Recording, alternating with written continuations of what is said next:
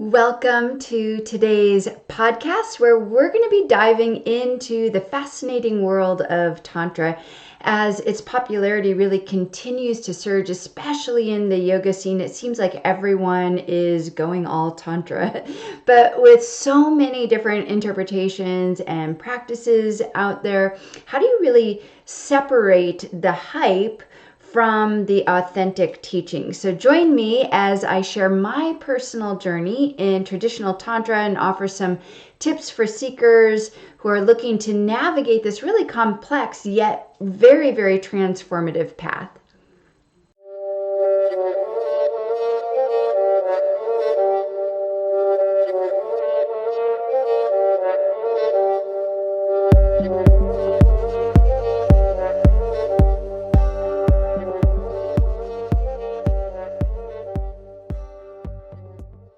Hi there, yogis and Karmic Warriors. Welcome to the Karmic Warrior Podcast, where we talk about living an extraordinary life by practicing time-proven and tested teachings of non-dual Tantra and yoga wisdom traditions. I'm your host, Lisa Engles, and I am a psychospiritual counselor, a tantric meditation teacher, and creator of the Karmic Warrior Oracle. Now, the goal of this podcast is super simple. I just want to make it easier than ever before for anyone to find happiness and fulfillment in their everyday life by tapping into these wisdom teachings that have already been handed down to us. They've been passed down for millennia, and really to dispel any myths which hold us back on our spiritual path without our even knowing. All right, so before we dive in, be sure to subscribe to my channel because I put out videos and podcasts just like this on a regular basis. I decided to create a podcast on this topic because the other day I stumbled across a Facebook ad for a tantric embodiment teacher training, and it says in just 1 year you can, learn how to direct your dormant energy towards cultivating love and become a certified tantric teacher. So yeah, immediately 3 flags, big red flags went up for me. So the first is this notion that you can become a qualified tantric teacher in just a year. Highly unlikely, not probable. Second is that this sales page claimed that it was a mix of traditional Tantra mixed with neo-Tantra or modern approaches and practices. And it said it incorporated things like shamanism and divine masculine, divine feminine, healing sexual energies, massage, these types of things. And none of these are actually tantric practices. So that was a big red flag to me. And then finally, there were all these advertised benefits of the training, including stress release, enhancement of love and intimacy and sexuality, better sleep, an increased capacity for pleasure. Now, none of those benefits really align with what traditional Tantra typically emphasizes, because traditional Tantra would focus on benefits including awakening to one's true nature, realizing the true nature of reality, rather than the benefits that were listed in this advertisement. And of course, the sales page for this teacher training was very, very, very, very, very, very, very long, but it was beautifully crafted with beautiful words that I'm sure would just capture the attention of a lot of people who were interested in how do I learn more about Tantra. Now, for someone without a background in classical Tantra, it would be really, really difficult to discern that what was being offered was in fact neo-Tantra, not classical Tantra. And this misrepresentation is a very significant problem in the world of Tantra today. So in my own experience, I often have students who come to my classes and attend my meditation classes expecting them to be geared around harnessing sexual energy. And then to their surprise, they quickly discover that that's not what the class is about at all. And it's very interesting because time and again, these same students at the end of my classes express their appreciation for the class, and they tell me how much they love it. And even though they didn't think, even though it wasn't what they thought it was going to be. And so what this does is it really highlights the need for a better understanding and education around this topic of Tantra and what the differences are between classical Tantra and Neo-Tantra. So this really is a massive topic. There's no way that I could cover it in this short podcast. So what I'd like to do is give you some tips on how you can identify the differences when you're out there browsing these classes and these programs and these workshops to determine whether they're leaning more towards Neo-Tantra or more towards classical Tantra. And then once I've given you those tips, I really wanted to share my own story with you just a little bit and give you a little bit of my own biased opinion on why I think that classical Tantra, non-dual Tantra, is the way to go.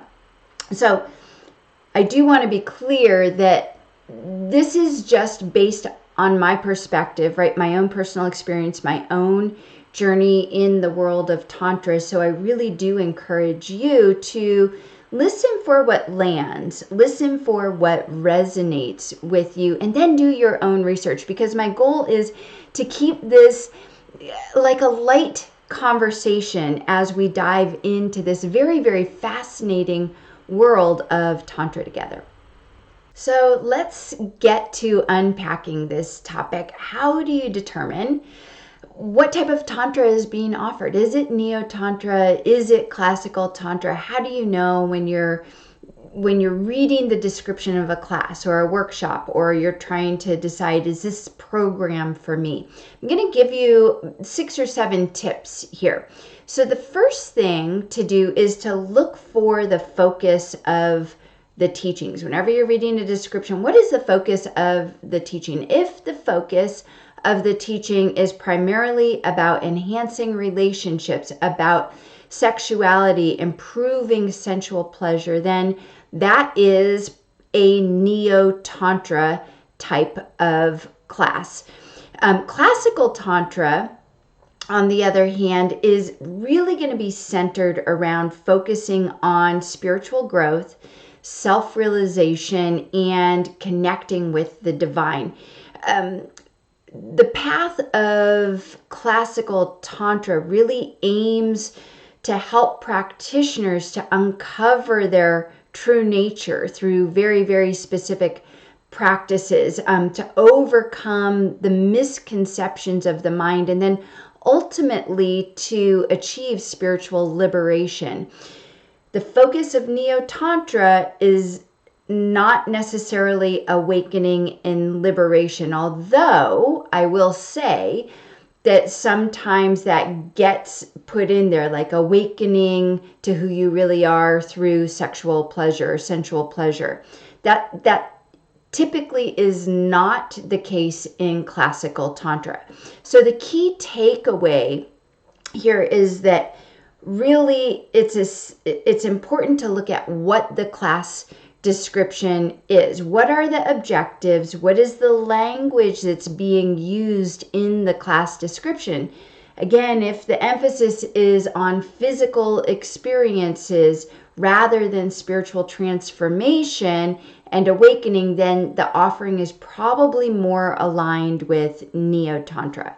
The second tip that I have for you is the importance of assessing a teacher's credentials and lineage.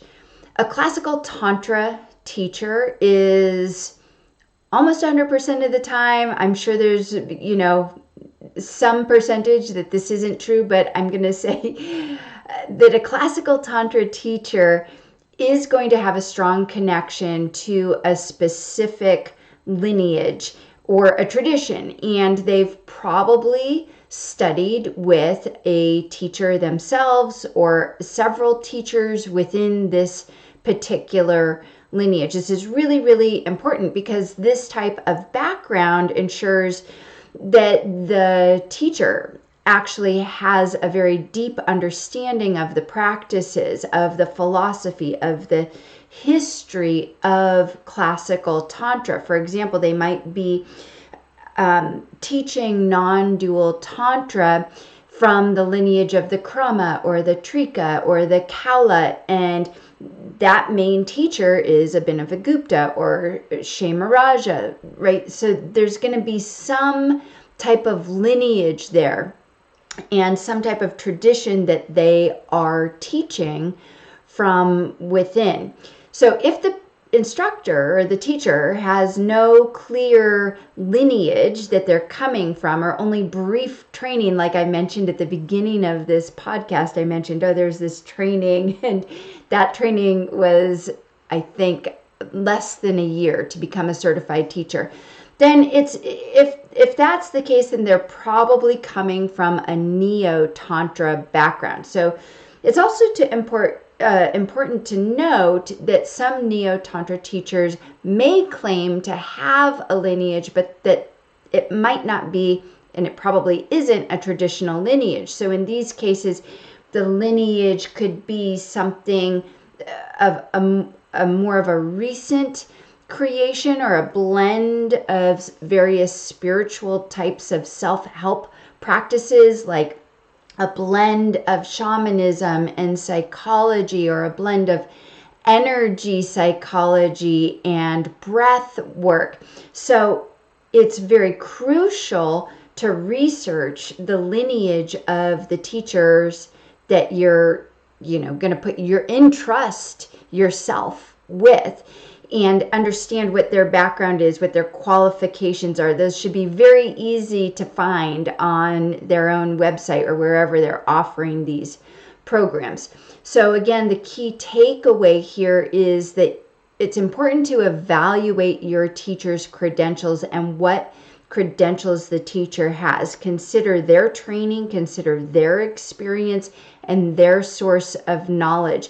If they have no clear lineage or only a brief background, then it's probably a sign that they're coming from the Neo-Tantra traditions, or Neo-Tantra teachings, I should say.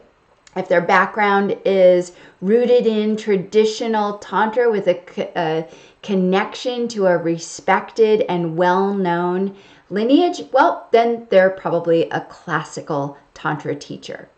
The third tip that I want to give you is to examine the practices and techniques. The practices and techniques that are being taught in a class or a workshop are going to provide you with a lot of insight as to whether the offering is more aligned with Neo-Tantra or classical Tantra. So let's start with classical Tantra. If the offering includes practices like meditation, pranayama, mantra recitation, deity worship, puja, or rituals, these are all techniques which are designed to help a practitioner to digest unresolved emotions and experiences, and to cultivate an awareness of one's true nature and the true nature of reality, ultimately to have a clear perspective, a clear view of reality, free from ideas and thoughts and beliefs. This is a very, very classical tantric, these are classical tantric practices.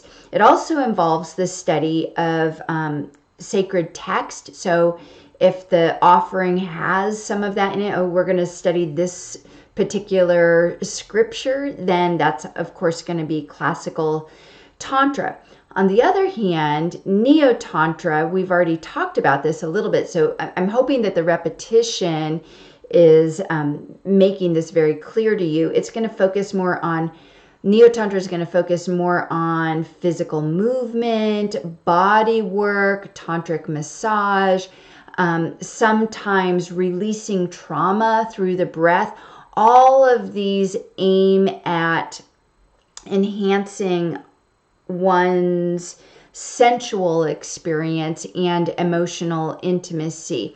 So there might be practices like eye gazing and things like this. That's very common as well. I'm just giving, of course, like a brief of this. There's other types of practices, but these practices, the practices of Neo-Tantra, are going to often draw on elements from various New Age spiritual practices and therapeutic traditions rather than just adhering strictly to classical tantric teachings, if that makes sense. The offerings are going to lean heavily, very heavily towards physical and sense-oriented practices. So that would be Neo-Tantra. So the key takeaway is just as simple as paying attention to the techniques and the methods that are going to be taught in a class. And I wouldn't hesitate to ask the instructor, the teacher, ask them questions about the origins of the practices and how they relate or don't relate to classical tantric teachings. A very good teacher will know, oh, this has nothing to do with classical tantra. And I hope that you're beginning to see that there's actually a very big difference between classical tantra and Neo-Tantra.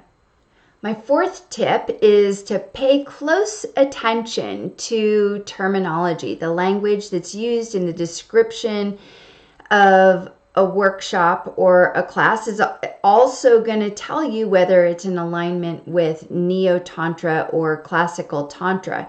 So pay really, really close attention to what terms are being used. I think you're starting to get the idea now that classical Tantra is going to use terms like spiritual healing, sacred intimacy, sensual awakening, embodied awakening are, terms that are often used in Neo-Tantra. They focus on enhancing one's physical and emotional self and healing the physical self and the emotional self, improving relationships. Let's see what else. Cultivating a more profound connection to one's body and sensuality. These are all the language of Neo-Tantra. In contrast, classical Tantra is going to emphasize terms like enlightenment, spiritual awakening, consciousness, self-realization, one's true nature. These phrases really reflect the ultimate goals of traditional Tantra, which is all about liberating ourselves from the misunderstandings of who we think we really are and awakening to our true nature. So the key takeaway here is just to pay close attention to the terminology that's being used to help you have a better understanding of whether this is a classical Tantra type of class or a Neo-Tantra type of class. Tip number 5 that I have for you is to notice if the class description says anything about divine masculine and divine feminine, or is it about, empowering the divine goddess or embracing the sacred masculine?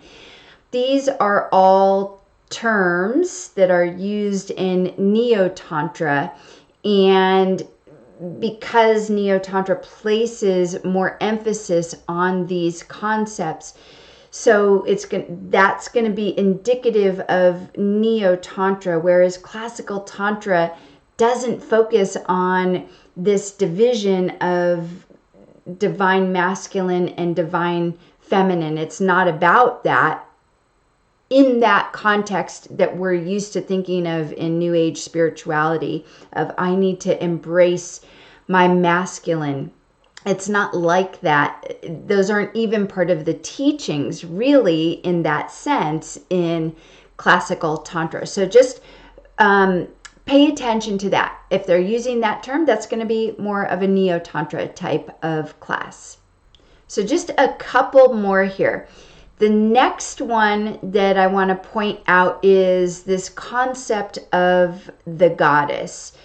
Now, this can be a point of a lot of confusion when you're trying to distinguish between whether this is a Neo-Tantra type of offering or a classical Tantra type of offering. And here's why. Both Neo-Tantra and classical Tantra refer to the goddess, but their focus and their interpretation of the goddess tend to differ significantly, and I mean significantly.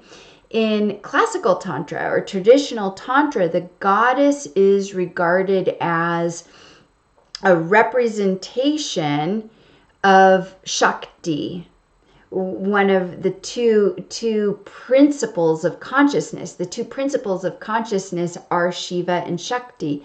So any goddess in classical Tantra is an aspect of Shakti. And the goddess is going to manifest in all of these different forms. She might manifest as Kali or Tara or Saraswati or Lakshmi, many others that you've heard of before. So traditional Tantra practices are going to involve ritual and mantra recitation and meditation to invoke the energy of those goddesses and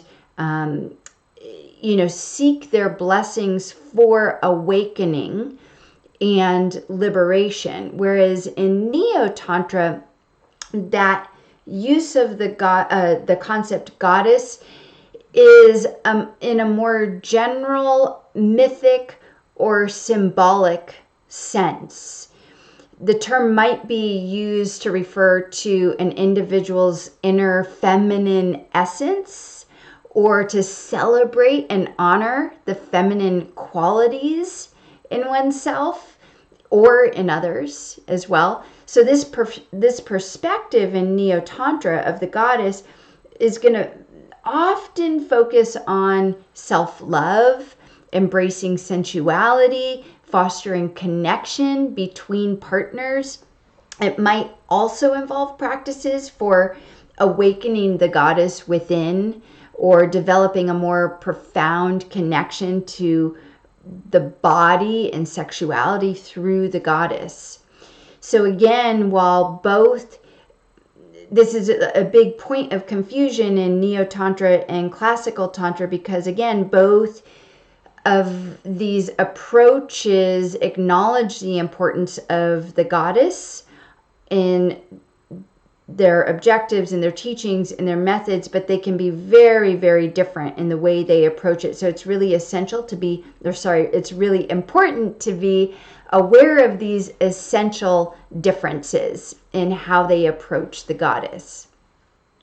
So those are my 6 tips. And if I were to give you a 7th, which I will just for good luck, I would say that you want to check the overall approach of the class. Hopefully by now that we've gone through 6 tips, you're starting to hear me repeat things, all these different ways to assess, and that you're getting the idea here. So if a workshop or class seems to borrow elements from various spiritual traditions, New Age spiritual traditions, from self-help practices such as, again, shamanism, we talked about that a little, the healing masculine and feminine energies, or other therapeutic modalities, especially today, trauma has become such a huge thing, and often that's getting pulled into Tantra and trauma.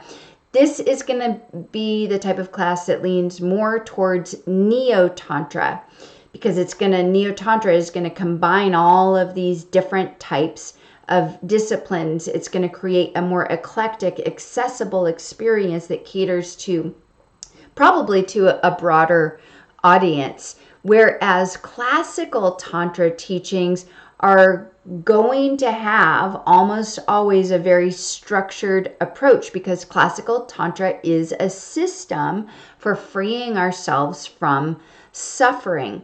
It's going to draw on a specific lineage or a specific tradition and the practices of that lineage and tradition.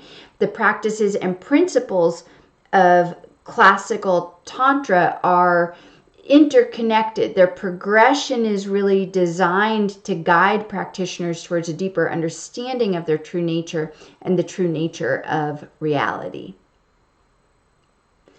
So now that we've discussed some ways really to identify the differences between Neo-Tantra and Classical Tantra, I really want to stress that one path is not better than the other, but I do have a biased opinion on why I personally prefer classical or traditional Tantra over Neo-Tantra. And I want to get into that a little bit, but I do want to stress that one path is not better than the other. They both will lead to having some type of experience. And for many people, they love Neo-Tantra, and that's great. And they should continue to do Neo-Tantra as long as it's providing results. Same thing with Classical Tantra. For me, it's always about, is it getting me where I'm wanting to go, or isn't it? So that's the question that I ask myself. And last piece about the Neo-Tantra versus Classical Tantra is that nowadays there are some teachers who practice both Neo-Tantra and Classical Tantra, and they'll combine Neo-Tantra and Classical Tantra, and that's just as valid of an approach as well. And so is that something that you like? Is that something that appeals to you? It's not one or the other. It's just, in the end, what I've discovered is give them all a try, whether it's pure Neo-Tantra, pure Classical Tantra, or a combination of the two, because you find a teacher that does the combination of the two ultimately is the question is the practice, is the path getting you to your ultimate goal? If your ultimate goal is awakening and liberation, I'm going to be a proponent for Classical Tantra, because that is what those practices have been geared towards for millennia. If you're looking for healing traumas and, love, intimacy, and sexuality, then you're probably going to want to go for Neo-Tantra. Totally different goal of that path.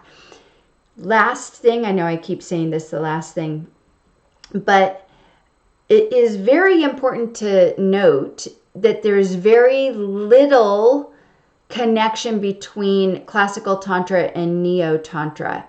In other words, people think that Neo-Tantra is taking from Classical Tantra, and it isn't really. There's very, very little resemblance between the two in the teachings, unless you're working with a teacher who is intentionally combining Classical Tantra with Neo-Tantra. Okay, so I'd like to just spend a little bit of time on something that I think is very important that I haven't shared, and it's a bit about my perspective and my personal experience in this whole world of Tantra. And my biases are informed by firsthand experience, by personal, direct experience. And so I'd love to share that with you, because that hopefully will help you to understand where I'm coming from and the intention that I have as I share practices with you on my channel, and as I share teachings with you, you have a little bit more of a history of where I'm coming from. Don't worry, I'm not gonna go on and on and on, but I am gonna give you just a little bit. of some history. So I was previously involved in a neo-tantric organization that was, I would say, used the guise of a integral wisdom think tank. And so it didn't straight out come and say that it was Tantra, although there was a big branch of the organization that focused on what it called integral Tantra. So this group was really focused on combining teachings, as we talked about before. Had I known all the tips that I gave you, I would have known coming into this organization that, it's a neo-tantric organization, because it's combining Kabbalah with Tantra and calling it integral Tantra. It's sort of creating its own new version of Tantra. And unfortunately, this organization really did exhibit many of the signs of what I would call a cult-like environment, though I'm no cult expert, but it does have a charismatic leader. It has this inner circle. It uses exclusive jargon within the group. And over time, I began to feel myself that something was off. Something wasn't quite right in this organization. At first, I was really doubting myself. I was thinking, no, I'm the one.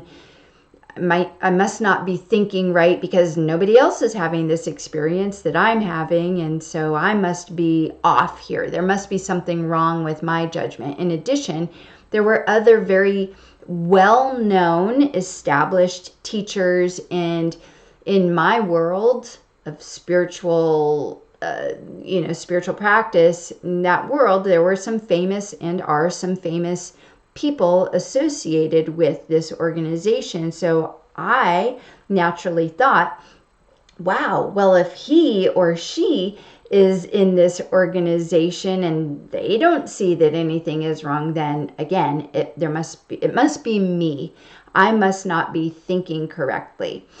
So it did all eventually come to a head when I did discover a piece of information that was very disconcerting about the leader of the organization that completely crossed the line of ethics and integrity and prompted me to leave this organization. Now, the leader of the organization not only faced accusations of sexual abuse, which of course now these days is not that uncommon, unfortunately, but they were also sued in 2020 by two of these alleged victims under the Child Victims Act. So this really further validated my concerns. By that time, I had already left the organization, but in retrospect, looking back, I'm like, oh, yeah, that validates my concerns, and it really reinforced the decision that I had made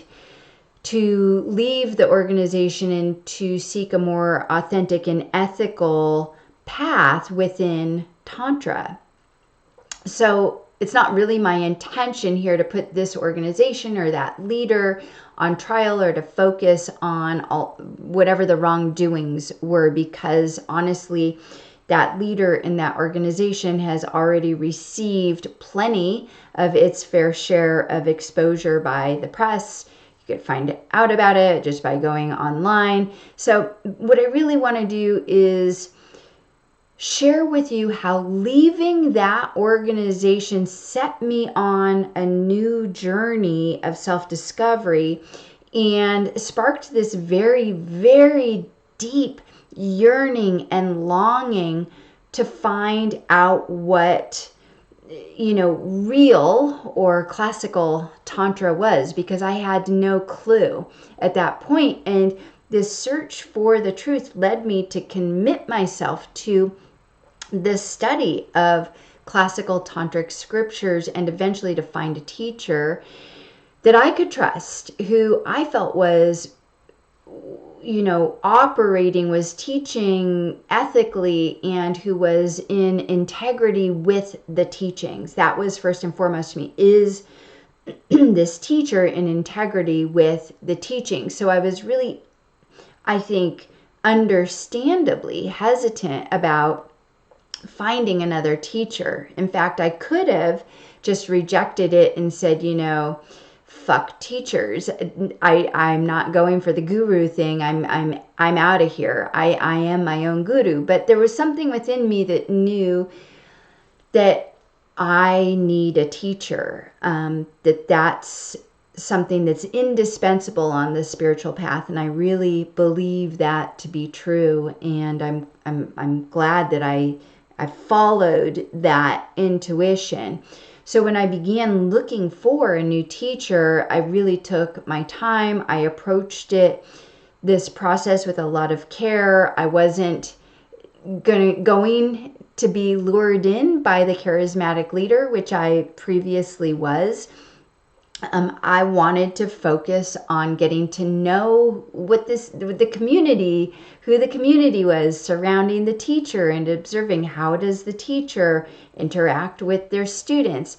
So by prioritizing spiritual and ethical integrity in my own search for a new teacher, I made sure that my values were at the forefront of my decision-making process. My goals were for finding another teacher and for really diving into classical Tantra was because I really wanted to wake up.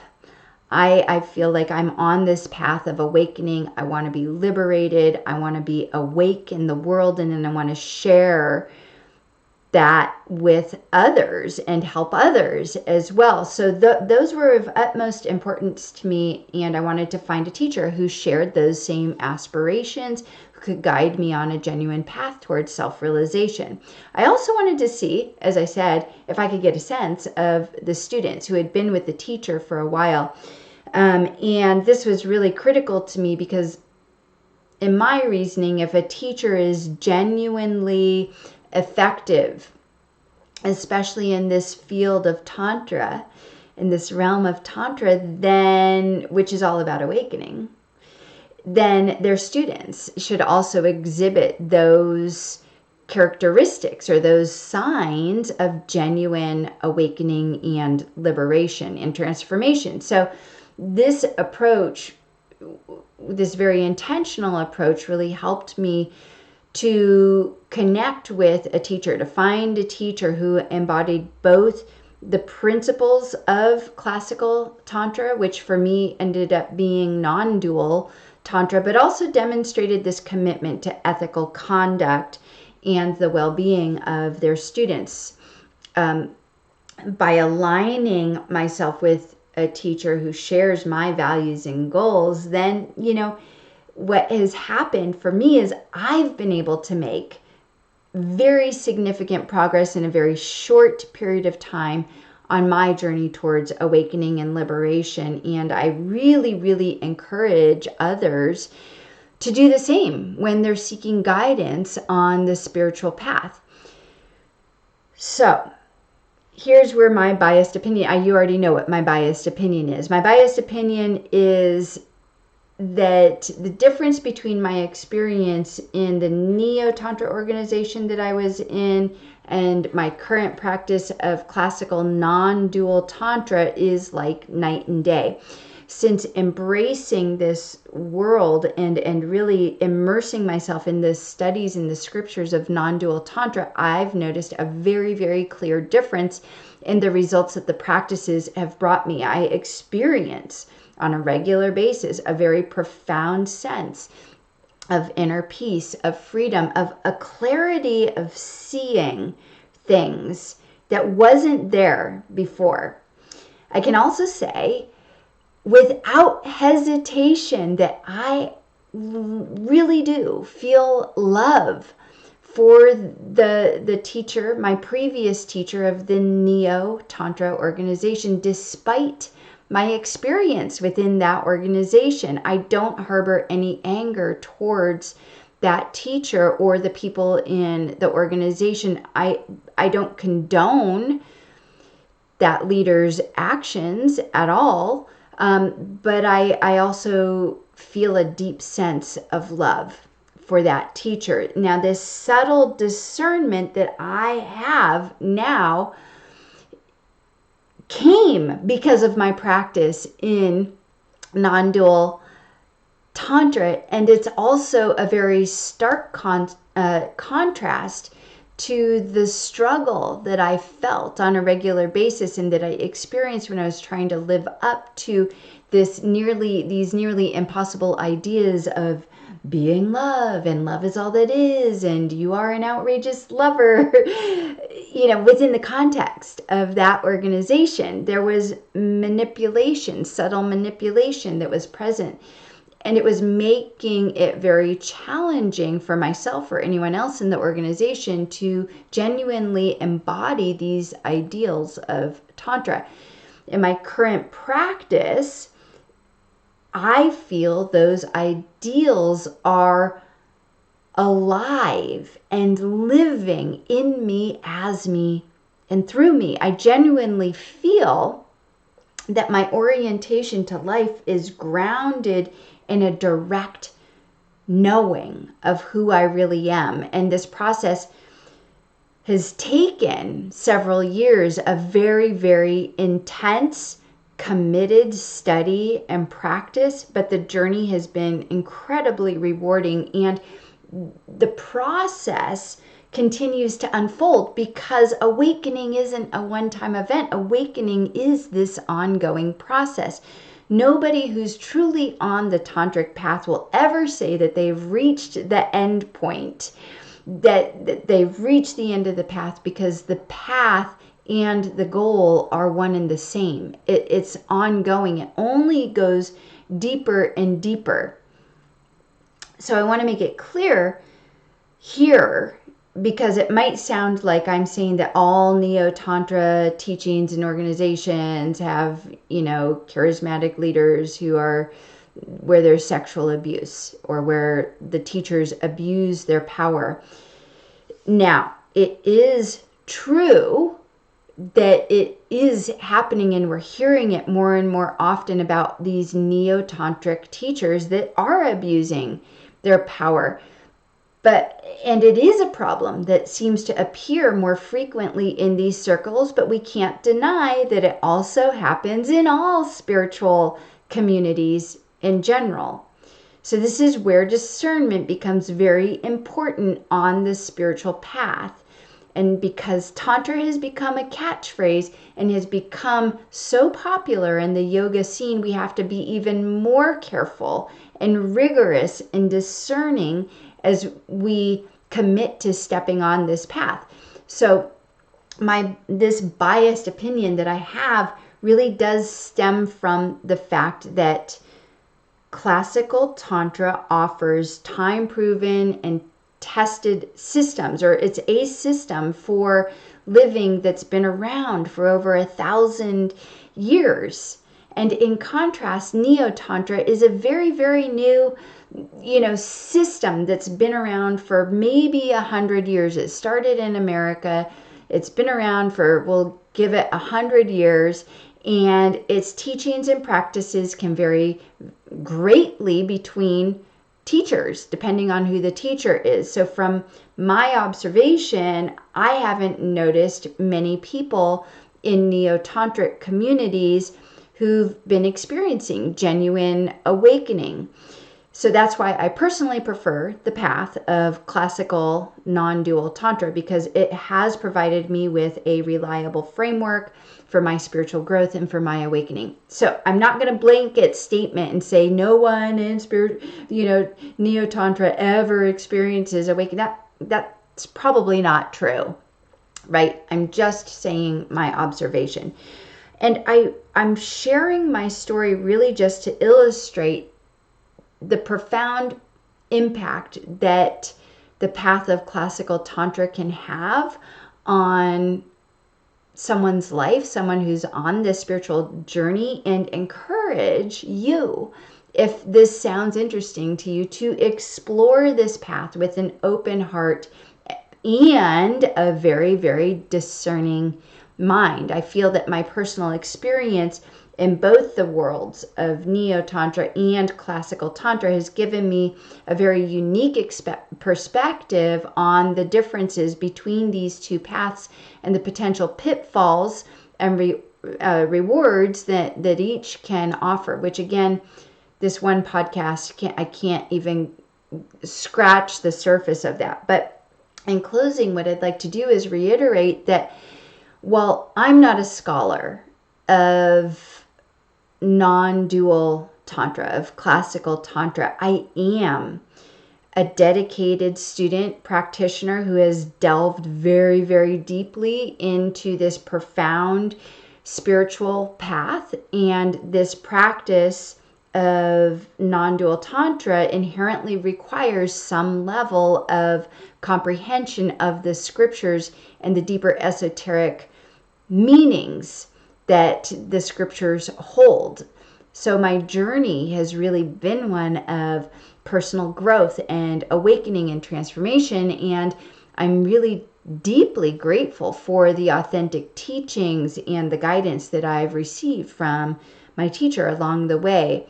So in closing here, I just hope that these experiences, that the tips I've given you, that they can provide you with some valuable guidance if you're seeking to navigate this world of Tantra. And I encourage you to approach your spiritual journey with curiosity, with an open heart, and with discernment as you explore the various paths and teachings that are available, which there are many. Just remember to prioritize your well-being, physically, mentally, and emotionally, and prioritize your spiritual growth.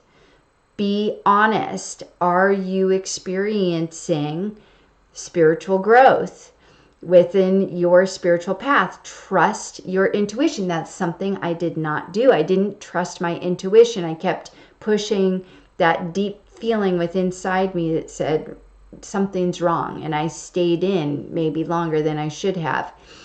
And what in the end, I just wish you all the best as you embark on your path towards awakening and liberation and self-realization through these very, very beautiful and transformative teachings and practices of Tantra. So I hope you will join me again. Please do leave any questions or comments in the comments below. I'd love to hear what your thoughts are, what your questions are, and I always do answer those. And until next time, be safe, be well, take care, and namaste.